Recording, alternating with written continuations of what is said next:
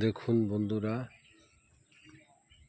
আমাদের একসময় গ্রামের সমস্ত বাড়ি দু চারটা করে মহিষ দেখা যেত, কিন্তু এখন আর সেটা দেখা সম্ভব নয়।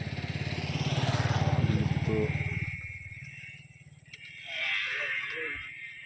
এই মহিষগুলো এখন আর দেখা যায় না।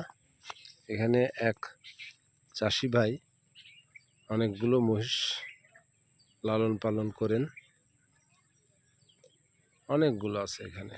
আসলে দুর্লভ একটা পশু, যা এখন আর সচরাচর দেখা যায় না। যদি কারোর প্রয়োজন হয় এখানে আসতে পারেন। এখানে পশুপালনের পাশাপাশি এরা ক্রয় বিক্রয়ও করে থাকেন।